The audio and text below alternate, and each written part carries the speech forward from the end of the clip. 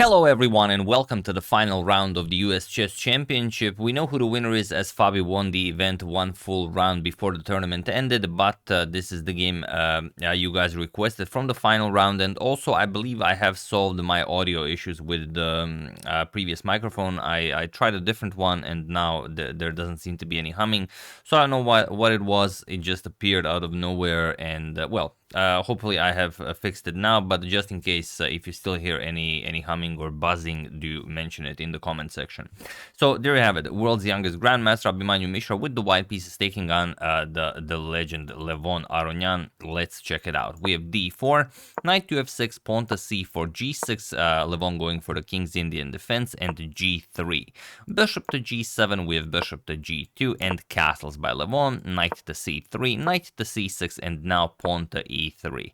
So a bit of a different approach than you usually have against the King's Indian defense, but okay, pawn to d6, we have knight g to e2, and pawn to e5. Now white will of course advance to d5, attacking the knight, knight to e7, and pawn to b3. Usually you will have a very rapid development against the King's Indian on the queen side with b4 coming, but here, as Levon is also slow playing on the king side, Abhimanyu decides to slow play it on the queen side. We have knight to d7.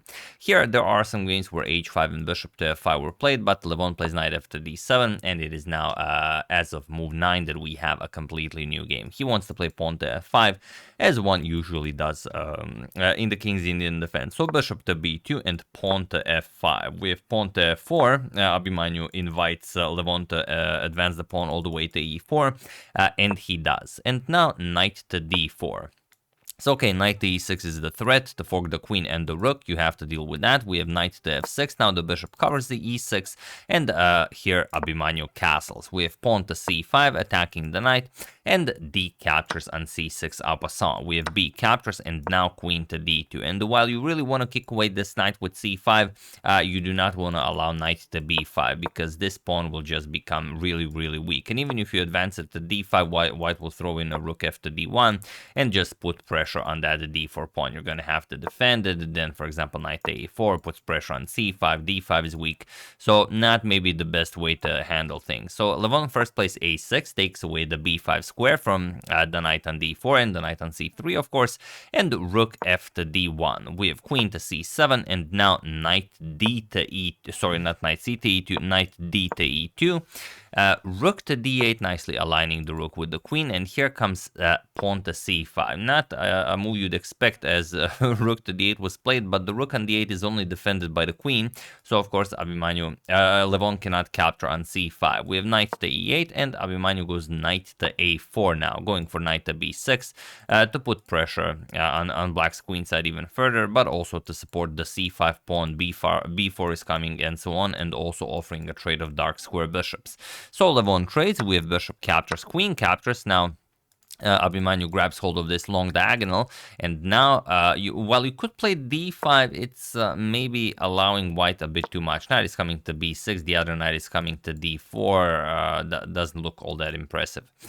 You might not lose, but it doesn't look like you're anywhere near even attempting to win this game. So Levon went for knight to d5. It's the objectively the best idea, going after the e3 pawn. Abhimanyu defends it, and now knight e to f6. Now this knight is coming to g4 to put even more pressure on e3. Knight to d4, and now we have knight to g4. And look at this, knight to b6, attacking the rook on a8 that's undefended. And here you have to decide what to play. It's not an easy decision because, you obviously have to take the knight, and you kind of don't want to, but you have to. If you go for something like knight captures on e3, which is a move you're of course looking at, then knight captures on a8, okay, you might even be willing to sacrifice the exchange for this massive center. The problem is, after the queen moves and goes after the knight, there's also knight captures on c6, attacking the queen and the rook, and now you run into trouble here. So instead, after knight b6, of course you have to capture. Knight captures on b6 was played, c captures, and now queen captures on b6. And here, pawn to h3. Abhimanyu says, all right, get rid of the knight from g4. I don't like it attacking my e3 pawn. And if this was the position you were presented with, and it is as I am presenting it to you, what would you play here? even feel free to pause the video and, try to figure out a best way for black to continue this position while I give you a couple of seconds.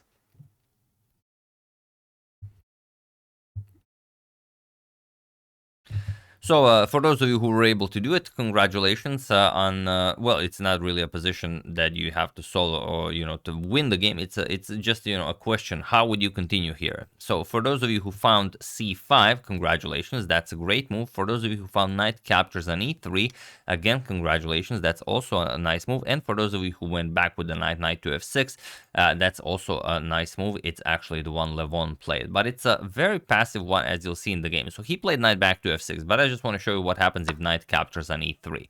So, okay, it's a piece sacrifice, yes, but you get to play c5, challenge the knight, and once the knight moves, okay, you cannot play d5 right away because b4 is coming, and you want to avoid that, so you have to prepare it with a5, and once, let's say, rook a to c1 is played, now you play pawn to d5, and now white will make a move, pawn to d4, and this massive pawn center is definitely worth a piece here.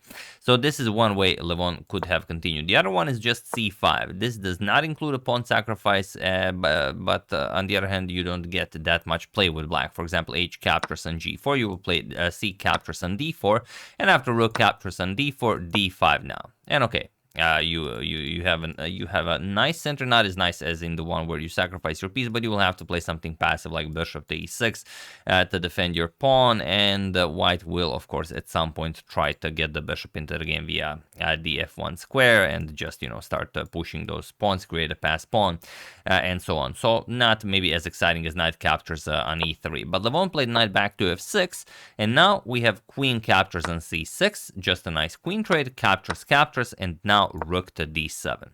And okay, rook 8 to c1, and now bishop to b7, attacking the knight. We have knight to a5, attacking the bishop, and now pawn to d5.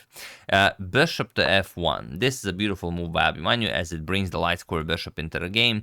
And you also have to watch out for some tactics in the future, because now if you develop the rook, for example, knight captures on b7, followed by bishop captures on a6. Maybe not right away, but, at some point. We have king f7, pawn to b4 now. We have rook to g8, preparing pawn to g5, and now king to f2. We have pawn to g5, pawn to a3. You also want your b4 pawn defended. If you go for something like knight captures on b7, bishop captures on a6, and then, of course, you want the b4 pawn defended. So g captures on f4, g captures, you need your e pawn to guard against the d4 pawn push, and now rook to g6. And interestingly, here, the move that we were eyeing all along, knight captures on b7, is enough to win the game, but it's very, very complicated, and you have to look really, really far. I'm just going to show it because it's super fun. If knight captures, rook captures, and bishop captures, point is that now knight captures on g4 check will win the bishop on a6, but it doesn't matter. Rook captures on a6. You will play g captures on f5, so you are up material for the moment. Rook captures on a3, grabbing one pawn, but now rook to h1, and there's really no good way to handle this with black. Either you allow the white king and pawn to start marching forward, rook captures on h7 is the immediate threat, and if you block this with king g7, then rook to c6 comes, and amazingly the b4 pawn is poisoned. If you capture on b4, it's game over. Rook to c7 check. Now you either go back and then you allow the pawn to start marching forward, or you block the pawn and then you get checkmated. Rook h6 check, king captures, rook to f7 with check, king to g4, now rook to g7 check, king f5, and rook to g5 will be checkmate. So that's the problem here. So knight captures on b7 is actually perfectly fine, but Abhimanyu plays a more gentlemanly move, the one that does not require you to calculate so much, but it also does require you to play very, very precise, knight to b3. And okay, what can Levon play now? He goes for rook h6. Okay, he puts pressure on the h3 pawn, so the bishop cannot be so easily developed. Knight to d4 now. The f5 pawn is weak, so of course you have to defend it. Rook to h5, and now rook to c5, putting more pressure on black's position. Now a5, a4, a5, b5, all of those pawn pushes are coming, and Abhimanyu will create a pass pawn on the queen side. Knight to g8, we have rook d to c1, doubling up on the c file, and now knight to e7. We have pawn to a4, and now rook to h6. We have pawn to a5, pawn to b5 is also fine. We have pawn to a5, king to f8, and now pawn to b5. So the pass pawn is now created. A captures on b5. We have bishop captures and rook d to d6 now, trying to hold on to the sixth rank. But now rook to c7, attacking the bishop on b7 that's undefended. So bishop to a6, offering a trade, and now just bishop captures, rook captures, and rook to b1, the absolute strongest move. And he was in this position on move 45 that Levon Aronian resigned the game, as there is nothing more to be done here. It's a terrible position. Plus, if you don't capture the a5 pawn, you know that you're just going to lose the game, so you might as well capture it. But then comes rook to b8 with check, and after king to f7, then comes knight captures on f5. I mean, you could also play rook captures on e7. It will also be sufficient for a victory. You will also pick up the rook here. So, you know, however you want to play it, it's perfectly fine. Knight captures on f5 is the most precise, and now you're just gonna snowball your way from here. Rook to h8, and black is basically without a move. You have some d4 counterplay, but it is not nearly enough. Knight captures on e7, for example. D4, knight captures on e7, and if d captures on e3, king can capture on e3, and now you're down a piece, so you have to capture it back. And if rook captures on e7, then just rook captures, king captures, and king captures. Sorry, not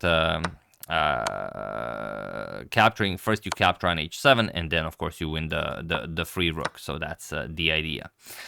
But yeah, of course, Levon saw all of this, and after rook to b1, he resigned, as there really is nothing more to try here. And Abhimanyu had a great opportunity in the last round. He played Fabiano Caruana, who won the tournament, and he could have, if he got at least a half a point, then it would be interesting in the final round. But as Fabi won, now Abhimanyu won second place. Or it's a shared second place between Lennart Dominguez Perez, Wesley So, and Abhimanyu Mishra, with Fabi winning first place. And if you're interested in the other placement, so it's Fabi 8, 6.5 Wesley, Abhimanyu, and Dominguez Perez. Then with 5.5 Samuel Sevian, Hans Niemann, Ray Robson. With 5 Levon Aronian. With 4.5 Sam Shanklin and Jeffrey Xiong. And with 4 Andrew Tang and Darius Schwierz.